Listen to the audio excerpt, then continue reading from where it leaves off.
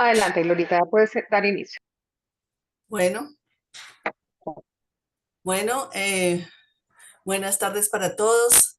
Como siempre, yo comienzo dándole gracias a Dios Todopoderoso, Padre del Señor Jesucristo, que nos ha dado vida eterna y vida en esta tierra. Y por eso hoy estamos aquí y vamos a poder disfrutar de una charla muy interesante para Fundaper y para mí como su directora es muy importante que le demos continuidad a nuestro programa Aprendamos con Fundaper.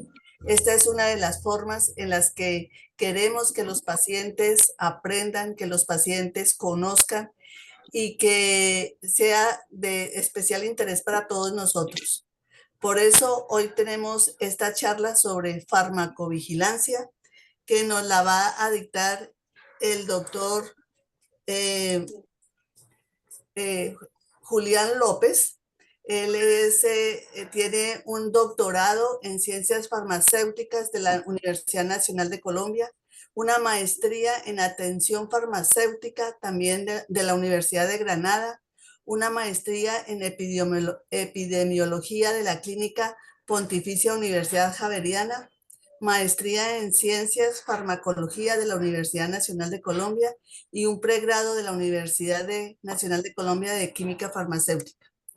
Él también es profesor del Departamento de Farmacia de la Universidad Nacional de Colombia, director del Centro de Información de Medicamentos de la Universidad Nacional de Colombia, director del Grupo de Investigación RAM, Red para el Uso Adecuado de Medicamentos, categoría A, miembro de la Comisión Revisora de Medicamentos, INVIMA, fundador y director de la Red de Centros de Información de Medicamentos de Latinoamérica y del Caribe, y exdirector del Departamento de Farmacia de la Universidad Nacional de Colombia.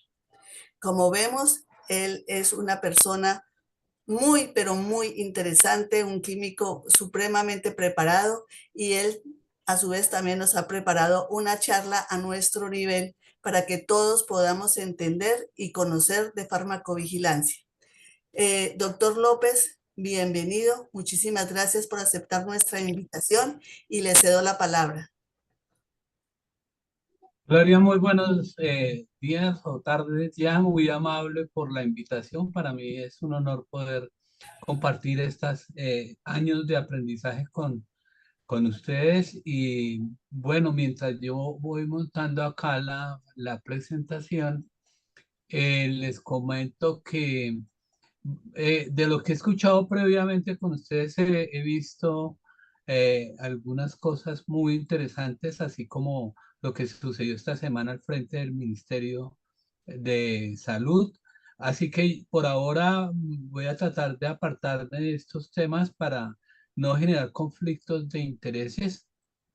Y vamos a centrarnos en la farmacovigilancia, que es un aspecto del cual somos responsables todos.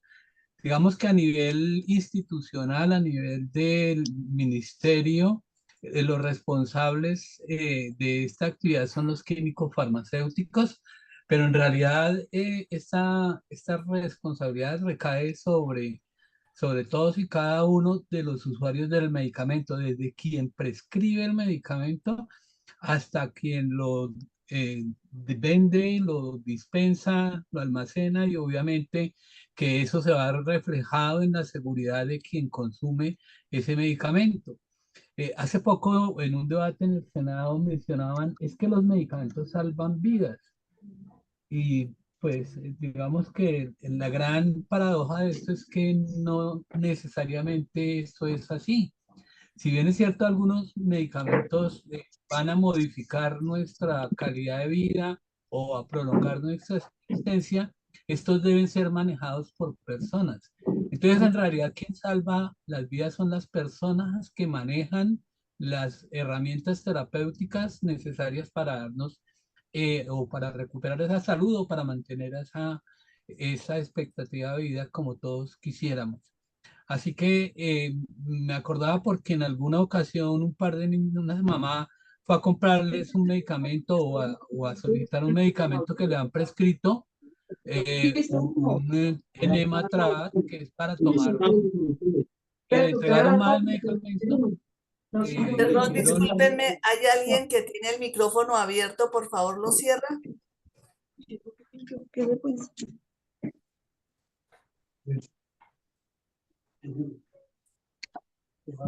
gracias, y le dispensaron un medicamento que era tramadol, y los dos niños se tomaron cada uno un frasco de ellos y fallecieron. Entonces, no necesariamente los medicamentos salvan vidas. Si no son manejados adecuadamente, si nos entregan el medicamento equivocado, si los administramos por una vía que es diferente a la que debería ser, si se prescriben para una indicación que no debería ser, pues esto puede llegar a producir, digamos, en vez de beneficios, daños. Pero también, pues la idea es que lo que nos dicen que debe ser beneficioso, pues debe demostrarlo en la realidad, ¿no? Y ahí es donde digo yo que no quiero generar un poco de conflicto de intereses porque se ha acusado mucho a la Comisión Revisora del INVIMA, de la cual formo parte yo, de que en algunas ocasiones no se aprueban ciertos medicamentos, etcétera, etcétera. Eso será motivo de otra discusión que si hay oportunidad podemos hablar de cómo se hace. Entonces, un medicamento que se venda en Colombia debe cumplir con tres requisitos. Debe ser seguro, debe ser eficaz, es decir, que funcione para lo que dice funcionar, y además de eso debe contar con unos requisitos de calidad extremadamente estrictos para poder ser, para que cumplan con su papel. Así que el hecho de que un medicamento tenga calidad no necesariamente significa que sea seguro, o el hecho de que sea seguro no significa que sea eficaz, y así sucesivamente. Entonces, en lo que compete a la farmacovigilancia, nos vamos a centrar en los dos aspectos que son la eficacia y la seguridad. Es decir, ¿sirve el medicamento que estoy recibiendo para eso que me está comentando el médico que debe servir? Y acá pues esto se abre en muchas expectativas, porque no es lo mismo tratar una osteoporosis o un cáncer de seno o una artritis reumatoidea o una hipertensión arterial, que tratar, por ejemplo, un lupus eritematoso o alguna otra enfermedad con características que no son tan frecuentes. Entonces, debemos tener claro para qué estoy tomando el medicamento, o sea, cuál es el argumento bajo el cual me prescriben ese medicamento, porque a veces le pedimos más de lo que el medicamento puede darnos, ¿sí? Y lo mismo, cuánto es el precio en salud que debería pagar.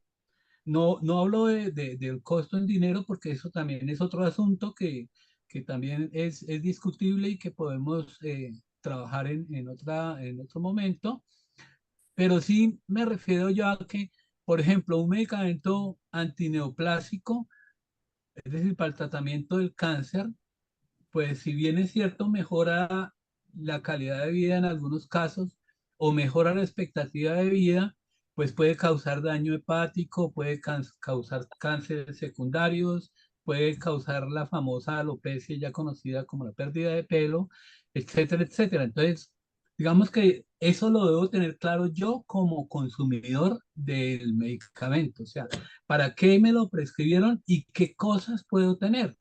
Sí, a mí recientemente me prescribieron un medicamento para la diabetes, empaglifosina, y me dicen esto es bueno para la diabetes y le va a ayudar a controlar su azúcar.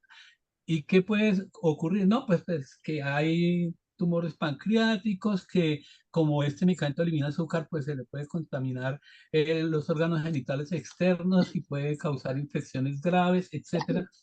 Entonces, digamos que yo tengo que saber eso para saber qué puedo exigirle tanto en eficacia como en seguridad de un medicamento. Entonces, generalmente nosotros nos hemos centrado, aquí esta es la definición actual que yo, de acuerdo a lo que estuve mirando de la encuesta, vi, la mayoría lo conocen bastante bien, pero solamente estamos centrados en una cosa, y es en detectar, o sea, en identificar si hay un problema con el medicamento. Pero digamos que hay otros aspectos que no se tienen en cuenta y es vale la pena someterse a un riesgo, por ejemplo, el caso de los medicamentos para el acné que pueden producir un daño hepático fulminante, todo por no tener barras. Eso es algo que digamos, debo saber yo como consumidor para exigirle al médico que me informe sobre esas reacciones adversas, ¿sí? Debo saber por qué ocurrió o por qué ocurren las reacciones adversas, porque a veces es, digamos, ocurre por algún funcionamiento no adecuado de mi organismo, por ejemplo, una falla renal, una falla hepática, porque soy obeso, porque soy flaco, porque tengo más de 60 años, porque soy de raza negra. Entonces, esas condiciones individuales que más adelante les comentaré, pues puede ser que sean las que nos causen o nos ayuden a causar una determinada un daño al organismo. Y esto debería ser la parte central de la farmacovigilancia, la prevención. Es decir, no deberían ocurrir daños con los medicamentos si ya se conocen previamente. ¿Por qué? Pues porque debe existir un plan de gestión de riesgo. Es decir, por ejemplo, estos medicamentos es muy dado que se puedan equivocar de vía de administración porque hizo subcutáneo y en algunos casos se ha ido por vía intravenosa o intramuscular y ahí causa el daño. Entonces, se debe hacer ese plan, pero pues obviamente no es responsabilidad mía como paciente, pero sí de advertirle al médico para que en conjunto con el laboratorio y con el INVIMA se elaboren esos planes para evitar que esas reacciones adversas vuelvan a ocurrir. Y aquí nos empezamos a meter en un campo que no quiero tampoco discutir porque es bastante, digamos, problemático, enredado, las diferentes términos que se utilizan para eso, ¿no? Ya más adelante les voy a comentar. Uno de las cosas de esto es los errores de medicación. Entonces, digamos, una cosa es una reacción adversa y otra cosa es un error de medicación. La reacción adversa no es, digamos, algo que se planee o que se cometa, sino que es inherente al medicamento. O sea, por ejemplo, los antihistamínicos vamos a dar cuenta que producen sueño, pero eso es porque esos medicamentos ya producen sueño. O sea, si así lo esté utilizando bien, se puede producir ese daño. Y el error de medicación sí es cuando hay un daño, por ejemplo, perdón, cuando hay un error, por ejemplo, se prescribió mal, se dispensó mal, se administró mal, eso hace que produzca el daño en el organismo. Entonces, en este momento, esto que les estoy mostrando a ustedes, esta diapositiva lo que nos dice es que las principales agencias internacionales, como es la Organización Mundial de la Salud y la Agencia Europea del Medicamento, están incorporando el error de medicación como una de las causas del daño, pero que tiene un abordaje completamente diferente a eso. Esta diapositiva es para mostrarles a ustedes que la farmacovigilancia nació como como consecuencia de una reacción adversa a un medicamento que se llamaba talidomida, que se utilizaba durante el embarazo, por allá en los años 60, y causó una epidemia de focomelia, es decir, los bracitos de los niños nacían, no se desarrollaban adecuadamente y bueno, entonces esto empezó a generar preocupación por la seguridad de los medicamentos y nacen los programas de farmacovigilancia más o menos en los años 60 a consecuencia de los daños sobre los niños por causa de este medicamento. Pero entonces llama la atención cómo esto es del año 2018, como el ácido valproico, que es un medicamento para la epilepsia, sigue produciendo malformaciones congénitas en los niños. Entonces fíjense que han pasado ya algo así como 45 años y no hemos aprendido. Sí, o sea, seguimos teniendo niños que nacen con defectos congénitos causados por el consumo de medicamentos.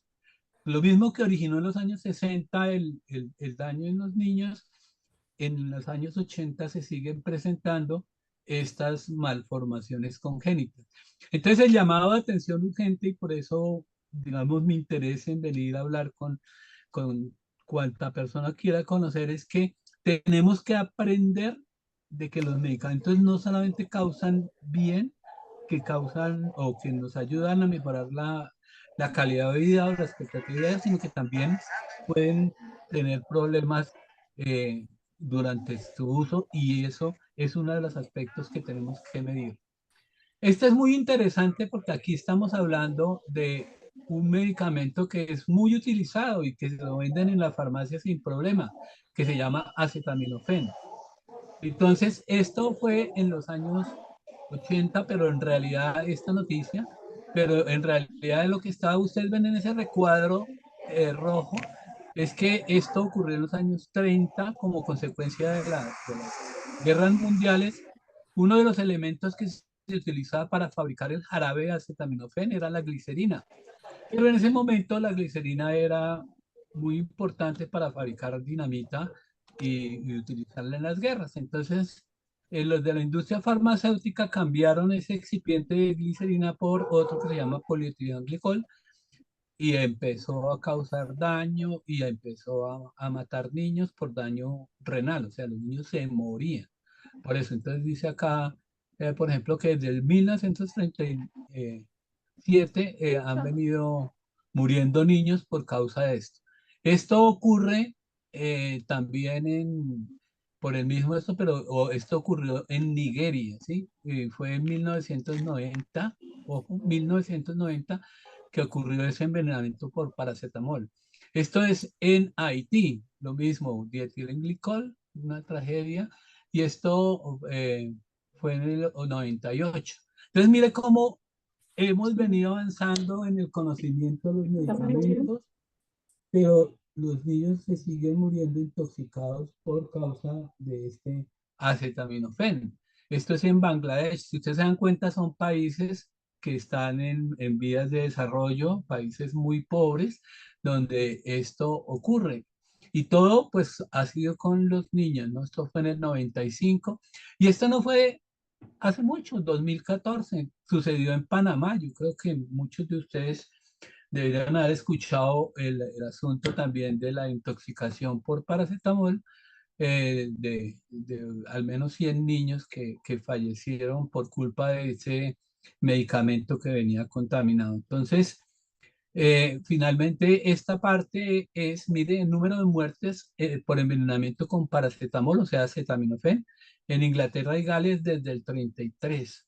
Entonces, fíjese que en el 2018 todavía tenemos alrededor de 200 y pico de muertes por este acetaminofén que lo venden en cualquier farmacia. Y las víctimas de esto, pues son los niños siempre, ¿no? Entonces, dése cuenta que no es que los medicamentos salvan vidas, ojalá y así fuera, pero por supuesto, sino que si no se utilizan adecuadamente, estamos causando, aquí no tengo anotado, pero también deben haber conocido lo que está pasando con el fentanilo, y eso fue pues perfectamente planeado, con algo de complicidad de la FDA, que es la agencia regulatoria de los Estados Unidos, de que pusieron este medicamento en venta y pues de acceso para las personas, y bueno, actualmente se está viviendo esa tragedia. Entonces, mire, yo lo que quiero mostrarle esto, un señor taxista, ¿sí? Tiene una rinitis, tiene una alergia y dice, o tiene gripa y dice, me va a tomar un antihistamínico. Resulta que el antihistamínico le produce sueño como una reacción adversa normal. O sea, esto es esperable y no es por eso. Lo que normalmente le va a producir sueño. Como es taxista, el señor se estrelló. ¿Sí? Entonces uno dice, ¿cuál fue la reacción adversa? ¿La somnolencia o el choque? ¿Sí? Ahora, como consecuencia del choque, pues el señor le tocó mandar el carro a arreglar, entonces perdió toda la jornada. Pero también puede ser que el golpe fue tan bravo que perdió el carro y ya no puede manejarlo más, ¿sí? O sufrió un accidente y perdió la pierna, ¿sí? O perdió ya la vida, ya sea él o alguien que atropelló por haberse quedado dormido. Entonces uno dice, ¿cuál fue la reacción adversa? ¿La somnolencia causada por el antihistamínico o cualquiera de esas cosas que ustedes ven abajo de esos acontecimientos? Hace unos años ocurrió acá al frente de Boulevard Niza también una señora que era diabética se le olvidó aplicarse no, mentira, fue lo contrario, se aplicó la insulina y se le olvidó desayunar.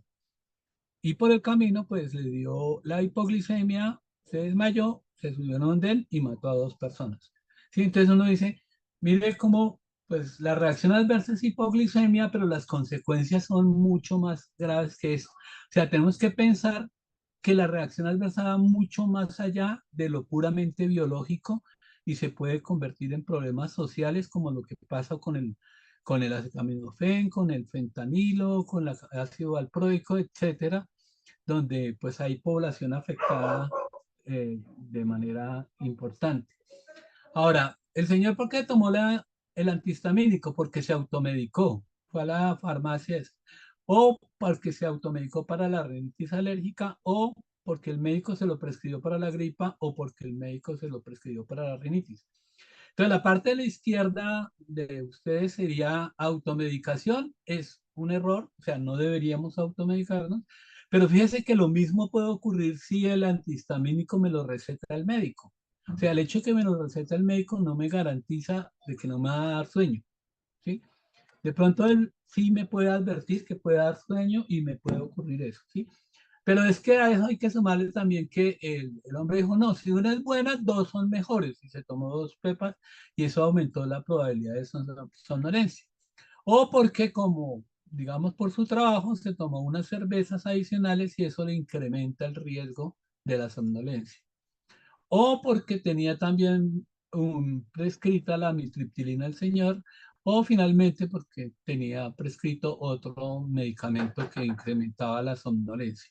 Entonces, fíjese que el asunto de la farmacovigilancia es bastante, por eso yo coloco acá una visión integral, porque no es solamente yo me tomo un medicamento, me produjo una reacción adversa y se acabó el problema, no, sino que tenemos que mirarlo tanto las consecuencias como las causas por las cuales ocurrió para evitar que esto pueda volver a suceder. Bueno, esto es un poco para aclarar, no voy a profundizar el tema, porque es básicamente que hay 2 formas de ver los medicamentos. Cuando yo me lo tomo como tal, sí, entonces yo voy a tener problemas relacionados con medicamentos. Cuando yo como paciente individual me tomo el medicamento, voy a tener problemas relacionados con medicamentos, ¿sí? Mientras que la farmacovigilancia es un asunto que afecta a un colectivo de personas, a una sociedad, ¿sí? Es una actividad epidemiológica. Los problemas relacionados son individuales, ¿sí? Son míos y ocurrió durante mi tratamiento, mientras que la farmacovigilancia ocurre en toda la población. Entonces, es importante tener en cuenta esas 2 cosas, lo cual no quiere decir que una cosa no esté relacionada con otra, ¿no? Por el contrario, lo individual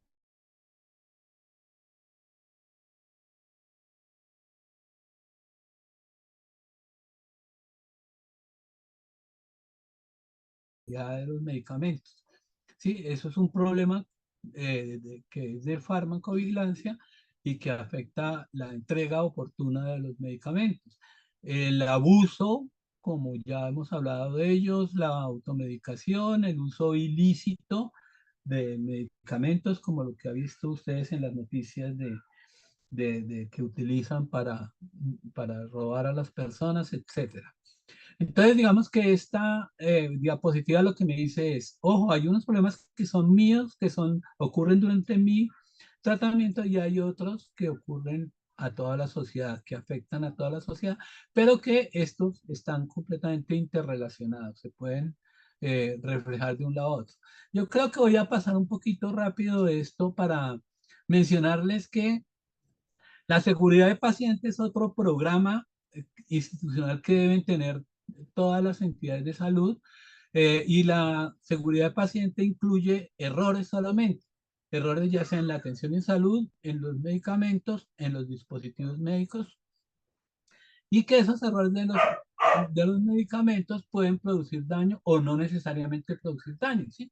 A veces simplemente la persona va, consume el medicamento y no le pasó nada, ¿sí? Entonces, estuvo muy de buenas, afortunadamente, pero hay otros casos donde sí le causó daño y ahí es donde se une esa parte de lo que es la seguridad del paciente con la farmacovigilancia en aquellos incidentes, en aquellos errores de medicamentos que producen daño al paciente.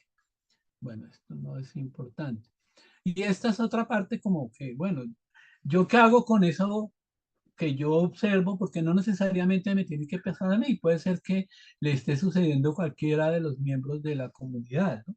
¿Qué hago yo con eso? Primero, ¿qué reporto? Una reacción adversa, un evento adverso, un problema relacionado con medicamento, un error de medicamento o un problema relacionado con el uso del medicamento.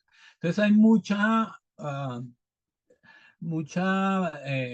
terminología para a veces definir el daño que producen los medicamentos, pero que finalmente terminan es como confundiéndole a uno qué es lo que debo hacer, ¿no? Eh, para eso entonces, pues es bueno esta aclaración. ¿Qué es el peligro? El peligro es la capacidad de, en este caso, de los medicamentos de producir un daño, ¿sí? Ese daño puede ser individual, como ya lo vimos anteriormente, que puede estar relacionado con lo biológico o con lo emocional, ¿sí? O puede ser colectivo, que puede afectarlo tanto lo social como lo económico de los medicamentos. Entonces, el peligro es la capacidad de producir daño. ¿Todos los medicamentos son peligrosos? Todos los medicamentos son peligrosos, ¿vale? Entonces, ¿qué es lo que hace a unos medicamentos más peligrosos que otros? Es el riesgo, ¿sí? El riesgo generalmente la vemos como una palabra, pero en realidad es un conjunto de actividades que van a incrementar la probabilidad de que ocurra un daño, ¿sí? Entonces yo tengo ahí una ecuación matemática que por favor no es una ecuación, simplemente son unas siglas, que es la probabilidad estadística. Entonces, por ejemplo, ¿cuál es la probabilidad que le dé uno a granulocitosis porque está tomando acetaminofén? Muy bajita, es de 1 por cada 10.000 personas, ¿sí? La B quiere decir vulnerabilidad. Sí, pero resulta que es que esa persona tiene una función hepática disminuida o tiene muy bajita de hemoglobina o está orinando muy poquito. Entonces esa persona es más vulnerable a los efectos adversos, a los daños que se pueden ocurrir, ¿sí? Y la M viene de la magnitud del riesgo, ¿sí? Es decir, si el daño que puede producir es leve, moderado o severo, ¿sí? Entonces, fíjense que el peligro es la capacidad de producir ese daño. Ahora, ese daño está, digamos, clasificado de acuerdo a su riesgo, ¿sí? Entonces, un medicamento de alto riesgo es aquel que ocurre con mucha frecuencia en personas muy vulnerables y que le puede causar la muerte. Eso sería como, digamos, uno de los extremos. Mientras que un medicamento de bajo riesgo es el que tiene una probabilidad de que aparezca muy poco y que aparezca en personas que no tienen condiciones de vulnerabilidad.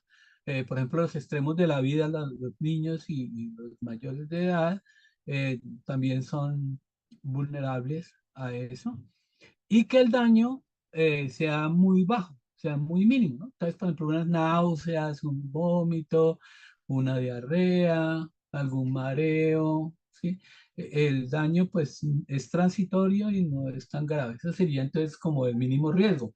Pero, pero entonces digamos que es importante que sepamos que los medicamentos todos pueden producir daño, que puede ser un daño mínimo o puede ser un daño eh, severo que incluye también pues la muerte, ¿no?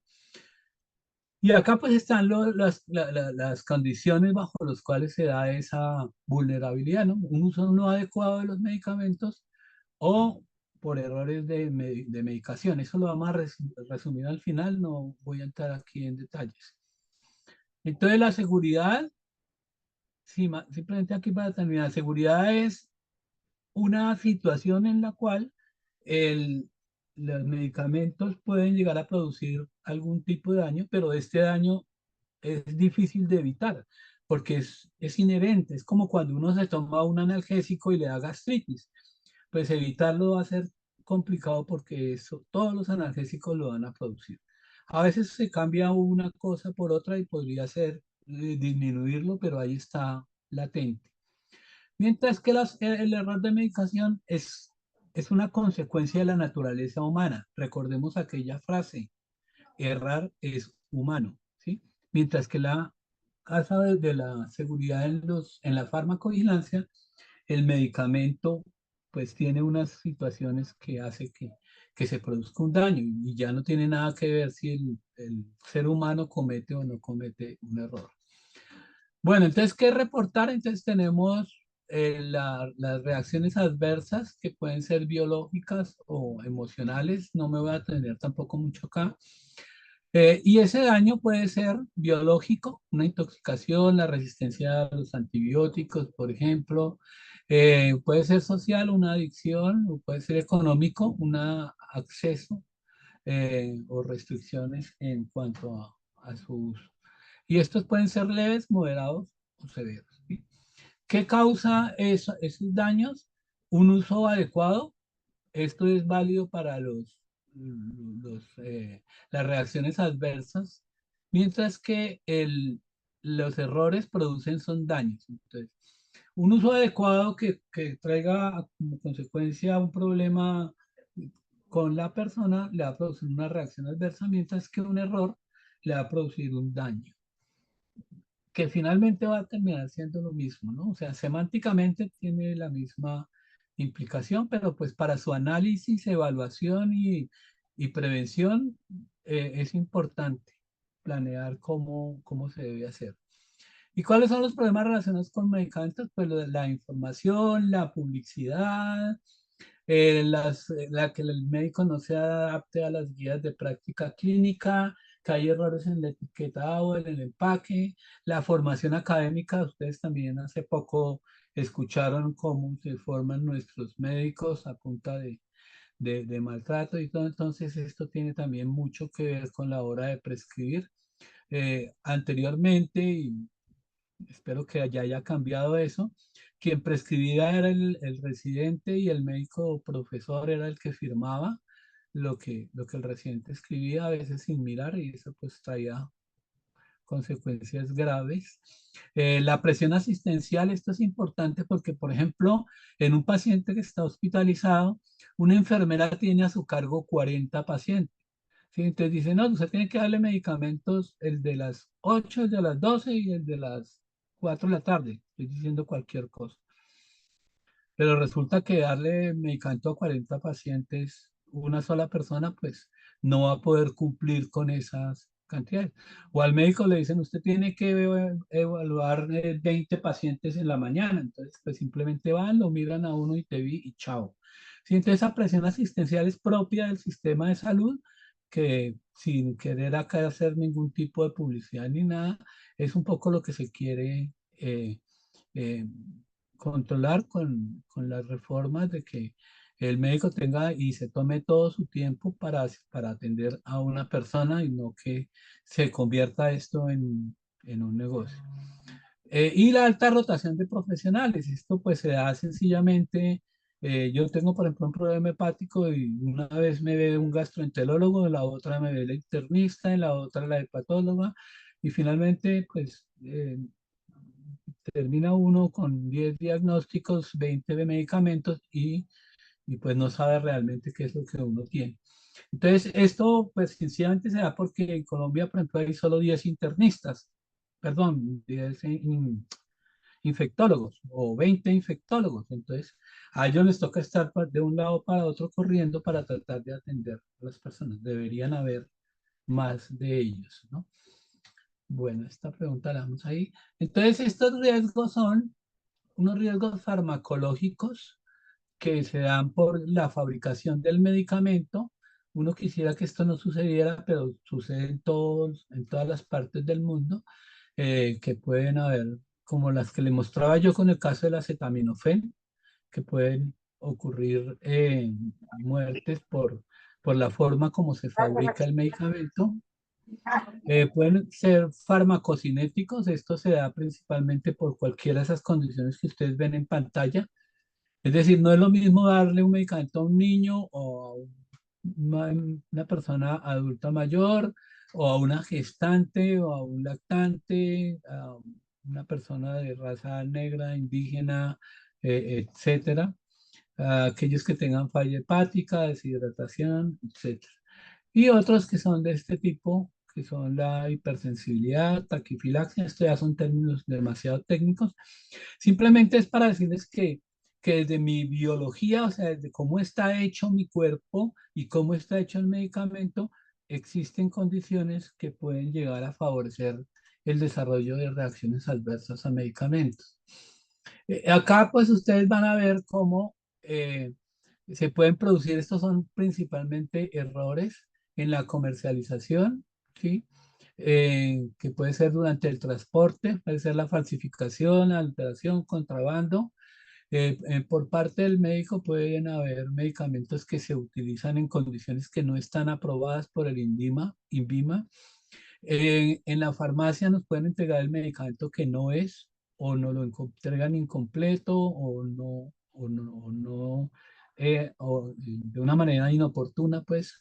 En cuanto a la administración del paciente, pues esto puede ser en paciente hospitalizado, lo hace la enfermera, pero en casa lo puedo hacer yo y lo puedo hacer mal, ¿no? Por ejemplo, el fracturar las tabletas, el tomársela con gaseosa o con agua de panela, el no esperar el tiempo suficiente, en fin. Ahí podemos hablar de cada una de esas cosas y ya. Y finalmente algo que es muy importante, compañeros, y es, hay que tenerlo en cuenta. Y es, ¿qué hacemos con los medicamentos cuando han cumplido su ciclo vital? Se me vencieron, ¿sí? O ya me pasó la enfermedad que tenía y no los necesito más, por ejemplo, los antibióticos, ¿sí? O me siento tan mal que ya no lo puedo usar porque me causa mucho daño, ¿sí? Entonces, ¿qué hacemos con esos medicamentos que ya no se van a utilizar, ¿sí? Nos han enseñado a qué tenemos que hacer. Pues creo que, no sé ustedes, pero se ha hecho una fuerte campaña frente a los puntos azules para desecharlos, pero ni todo el mundo los conoce ni están disponibles en cualquier parte de la ciudad, en el caso de Bogotá. En otras ciudades, pues con más razón no lo va a haber, ¿no? Entonces, digamos que eso también forma parte de la farmacovigilancia. Entonces, dése cuenta que el asunto es un tema bastante grande. No es solamente el reporte que a veces nos quedamos en esa situación. Ay, piché lo que no era. Bueno, ya con esto termino, lo hago pues de esta manera rápida para dar oportunidad si ustedes tienen inquietudes para eso. Entonces, ¿quiénes son los principales actores del medicamento en Colombia? Está el Sistema General de Seguridad Social en Salud. ¿Qué hacen ellos? El Sistema General es el que pone la cuota que se llama la UPC y pues se encarga de administrar el ADRES para entregar ese dinero. La industria farmacéutica, que es la que vende de alguna manera los medicamentos, y el INVIMA, que es el que regula qué medicamentos pueden llegar a Colombia y ser distribuidos y entregados a las personas. Sí, entonces digamos que esos son como los tres grandes grupos. ¿Sí? El ministerio es más un ente regulador que genera políticas. La industria farmacéutica, pues su interés es vender medicamentos. Y el INVIMA, pues el interés es la salud pública relacionada con el uso de medicamentos en la sociedad colombiana. Entonces, de toda esa cantidad de medicamentos que ustedes ven disponibles en Colombia, deben seleccionarse algunos. O sea, yo no puedo tener todos en mi farmacia del hospital o de la EPS porque si no me quebraría. Sí, o sea, medicamento que dura, hay algunos de ellos que duran en estantes 6 meses, 3 meses, y que no tienen alta rotación, pues no tengo por qué tenerlos, ¿sí? Entonces, hay que hacer primero un proceso de selección. ¿Quiénes hacen el proceso de selección dentro de eso?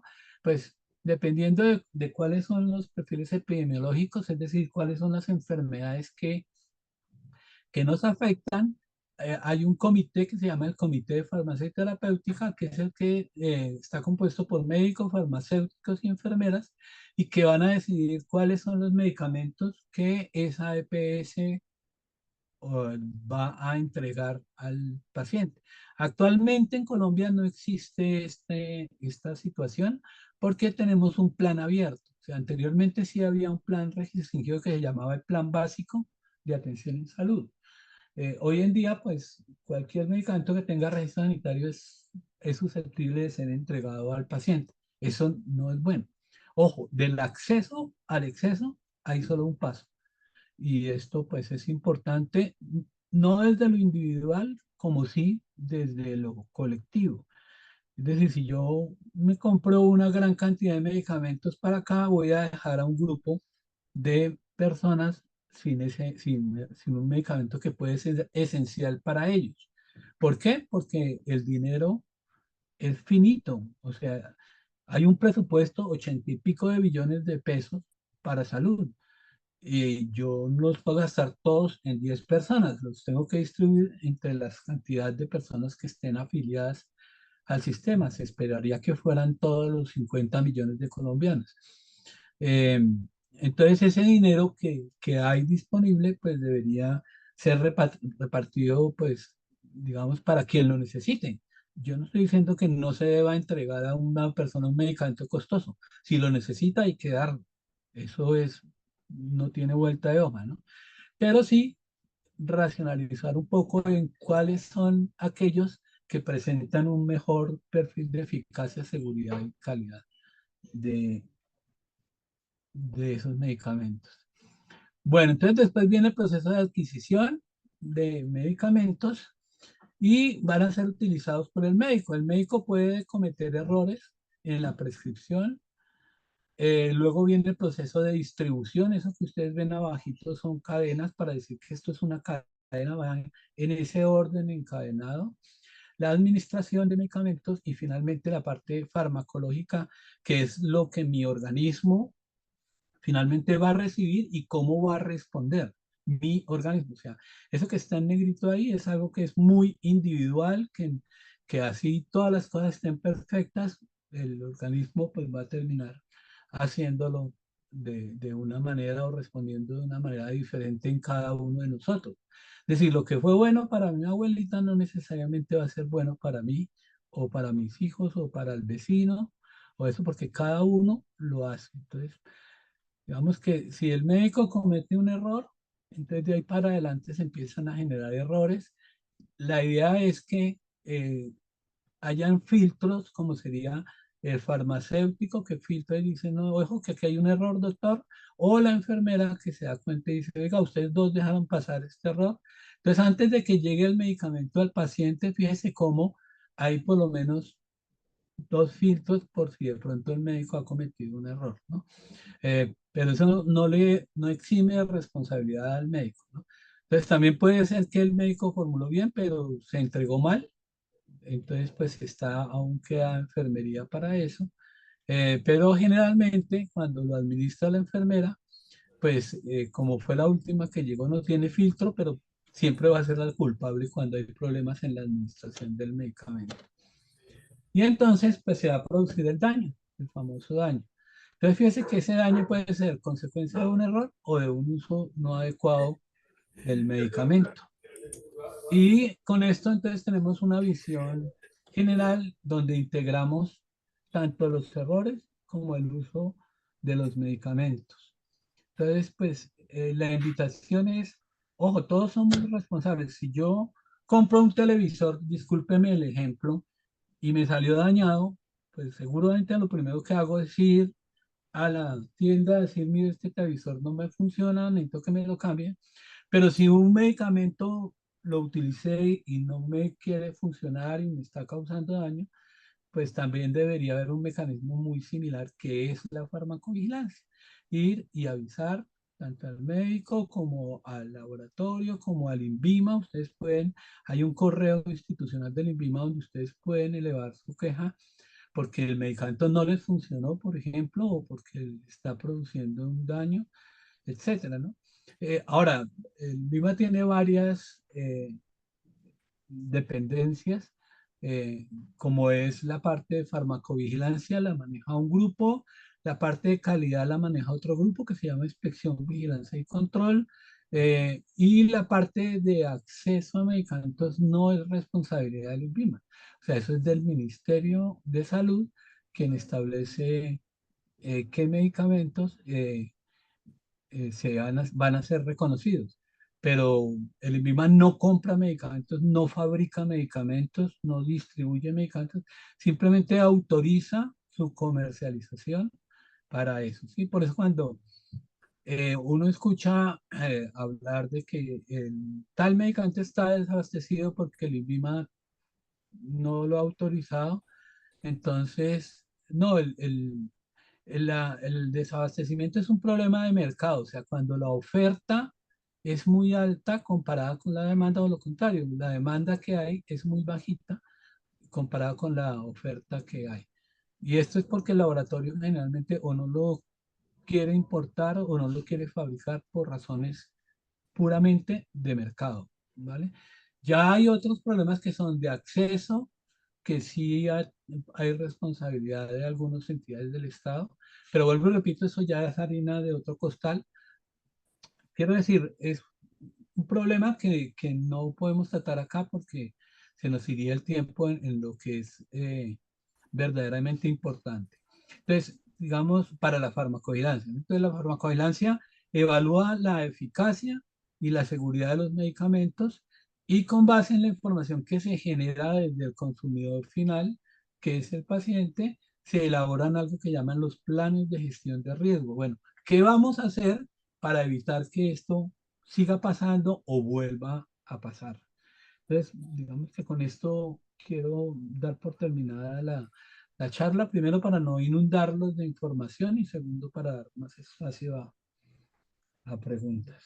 Muchas gracias por su atención. Muchísimas gracias, doctor López. Bueno, yo tengo una pregunta, ¿sí? O mejor dicho, como una aclaración o como un comentario y una pregunta. Pues nosotros, los pacientes que estamos hoy aquí, somos beneficiarios de un medicamento que es un biológico.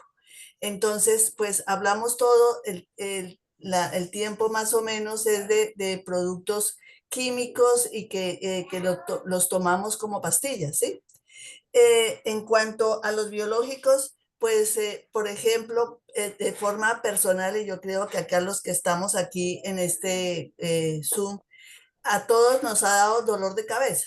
O sea, yo llamaría eso un efecto adverso esperado común, ¿sí? Porque es más, todo el mundo sabe que con este medicamento que nos aplican a nosotros, ese es un efecto adverso generalizado. Eso no significa que está bien.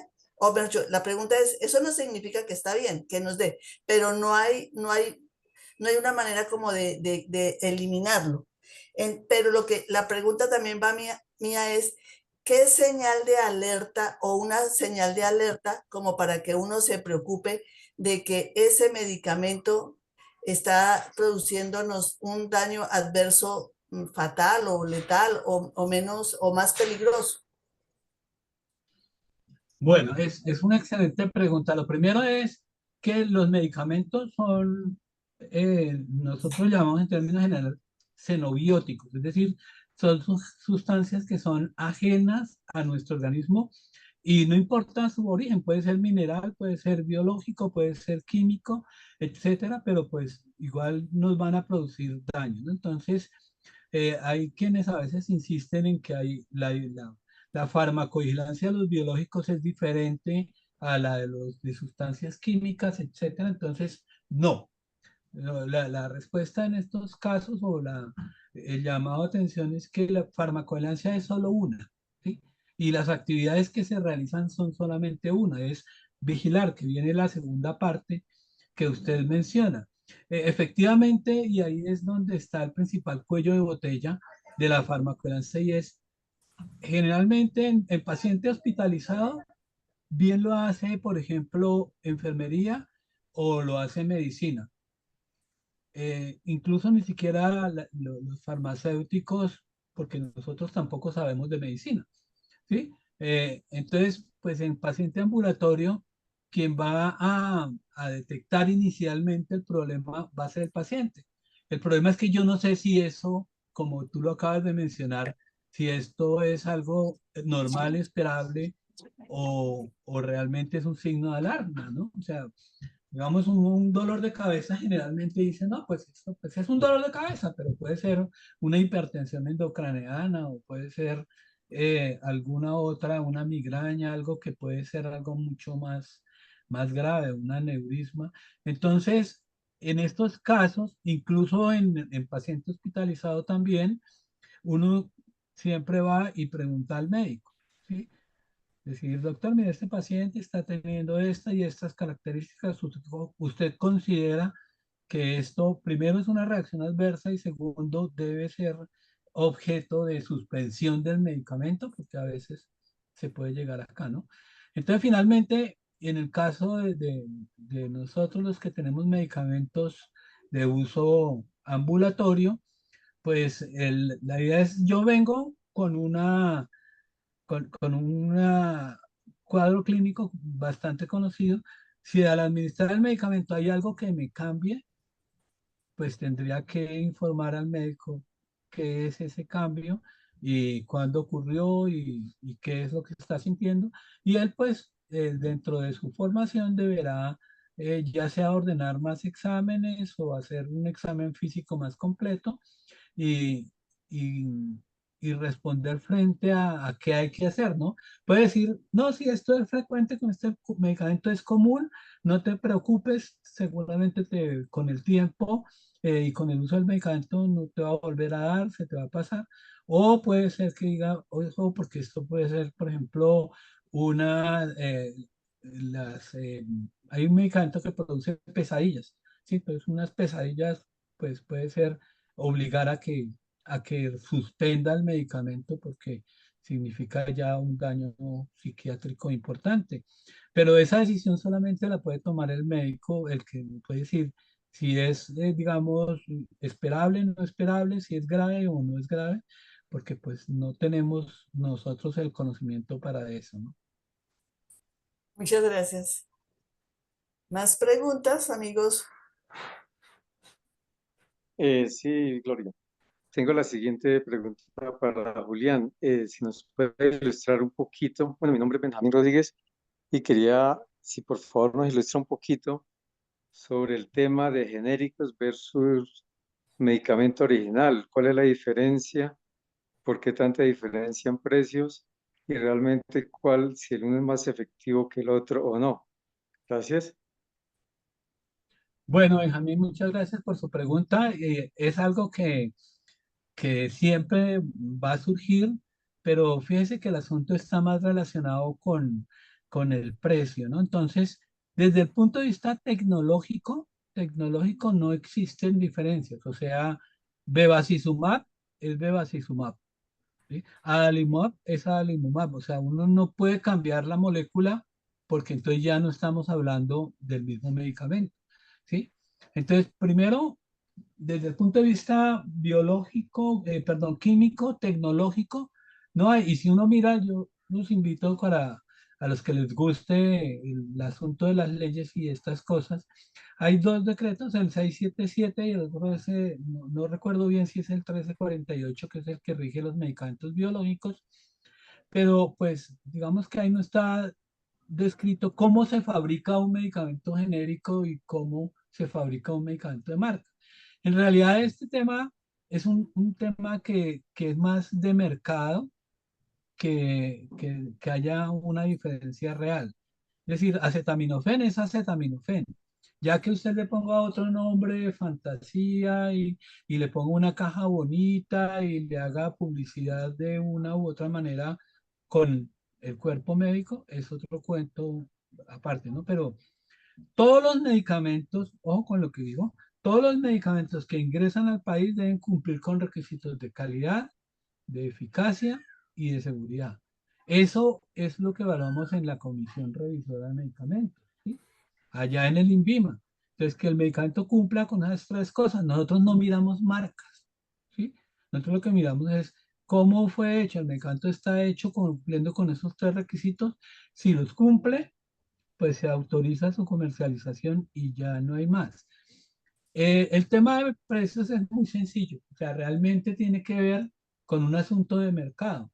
Si yo soy el único que tengo ese medicamento en el mercado, pues yo pongo el precio que quiera.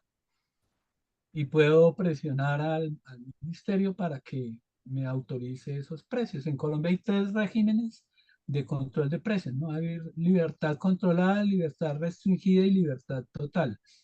Entonces hay ciertos medicamentos que tienen libertad eh, restringida y es que no, usted no puede cobrar más de cierta cantidad que establece el ministerio.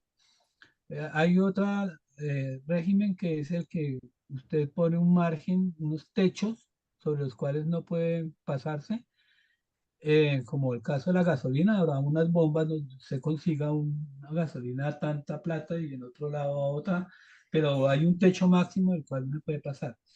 Y hay otros que pues no tienen esa restricción. ¿Por qué? Por la competencia.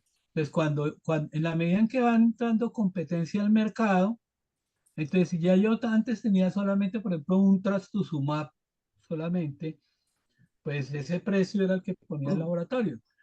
Ya cuando hay 10 trastuzumab en el mercado, pues entonces empiezan a competir ellos con precios, ¿sí?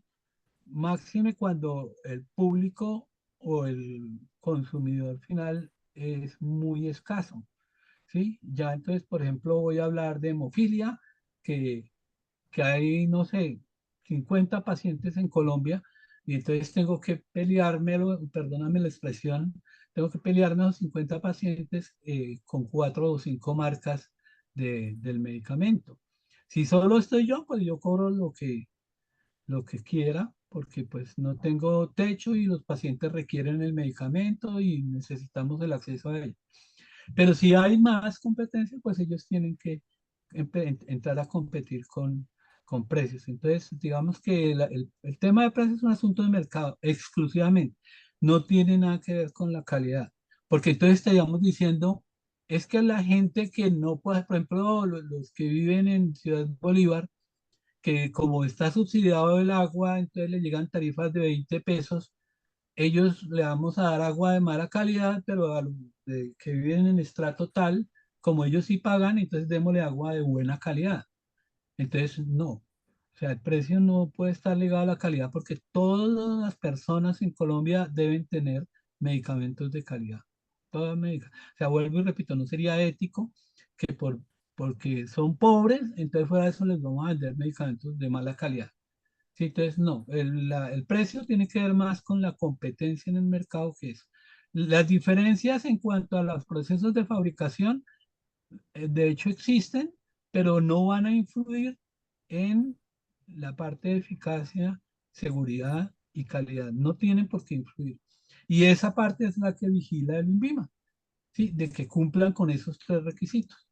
De hecho, si un medicamento se fabrica en un laboratorio que no cumple con buenas prácticas de la manufactura, es un medicamento ilegal. Ilegal, así es. Y se puede recoger y eso, entonces si ustedes, uno tiene que siempre mirar si ese laboratorio del cual están vendiendo a mí tiene o no tiene buenas prácticas de manufactura. Si no las tiene, esto es un delito y hay que recoger pues castigar a las personas que lo están haciendo. Muchas gracias. Bueno,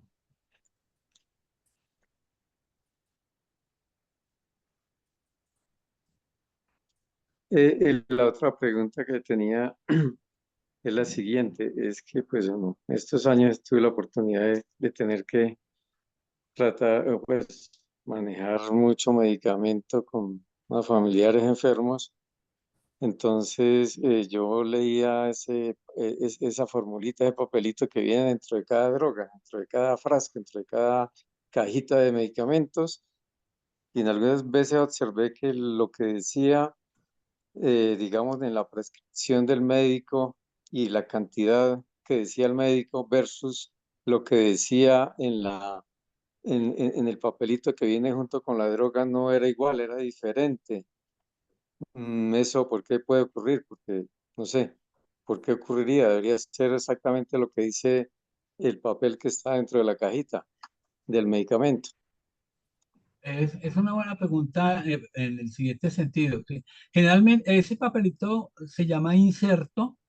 Y en el inserto vienen dos partes, uno que llama la información para prescribir y lo otro que es la información para el paciente. La información debería ser similar, pero pues cambia ese lenguaje, ¿no? O sea, al paciente no le puedo hablar yo con un lenguaje muy técnico porque no me va a entender. Y al médico pues toca darle la información que él necesita, y generalmente está incluido, por ejemplo, la parte de los medicamentos, de la dosis, de las interacciones con otros medicamentos, etcétera. Entonces, puede ser dos cosas. La primera es que cuando se hace la transcripción de prescriptor para paciente, al utilizar el lenguaje pueden haber, digamos, errores en la interpretación. Entonces, por ejemplo, la información para prescriptor dice no consumir con medicamentos que bloqueen la citocromo P4, ¿sí? Mientras que en la de pacientes dice tales medicamentos como la ranitidina, el bisoprolol, etcétera, no deben ser consumidos con este medicamento. Entonces, como que al médico le da una información más amplia para que él conozca que no solamente son los que están ahí escritos, sino que puede incluir un grupo bastante grande de medicamentos. Entonces, digamos, puede ser que sea diferente en ese sentido, o la dosis, ¿no? Entonces dice, dosis para pacientes con falla hepática y con un aclaramiento de creatinina por encima de 30 miligramos, debe ser de 1 miligramo por mililitro, por ejemplo.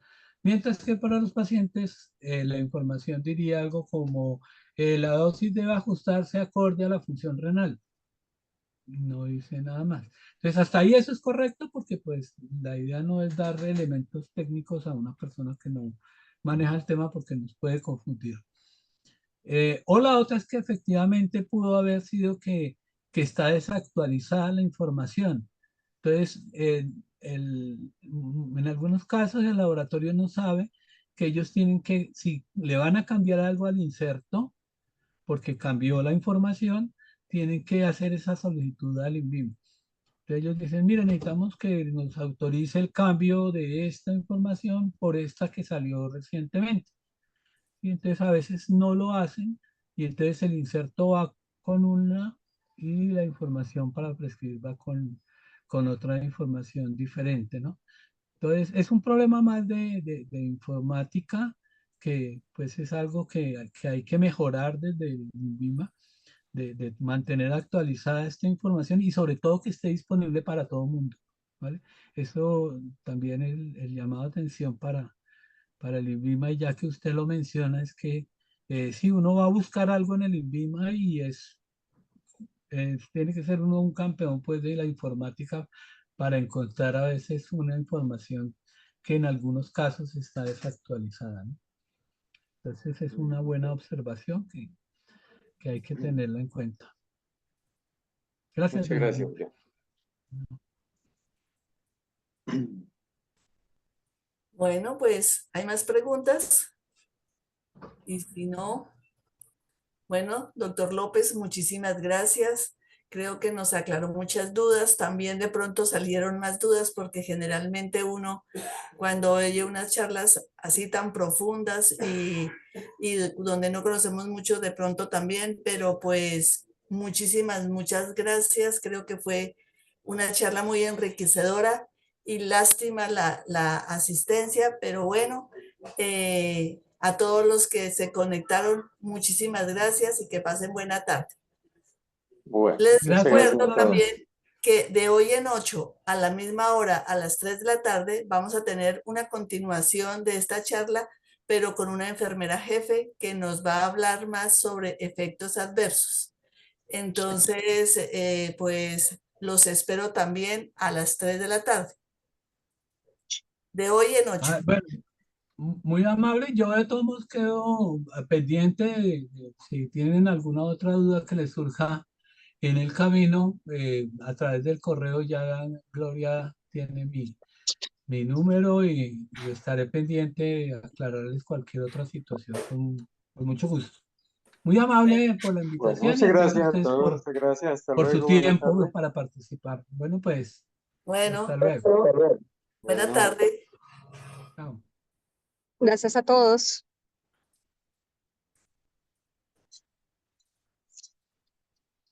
Hola, Sandrita.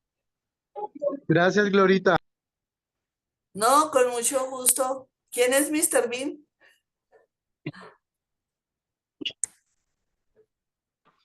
Bueno, Hola, hola. señora Gloria. Muchas gracias por la charla. No, pues ojalá, y si hay preguntas.